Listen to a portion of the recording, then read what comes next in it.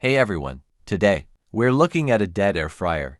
The owner says it won't power on at all. After a quick teardown, I found the culprit, a faulty power section on the circuit board. AC is coming in, but there's number 12 volts DC output. I identified a short-circuited power chip, but here's the catch: the part isn't in stock and needs to be ordered. Since the customer couldn't wait and already bought a new one, we're stopping here and putting it back together. Sometimes, even the best diagnostics end this way. Stick around to see the internal circuit details.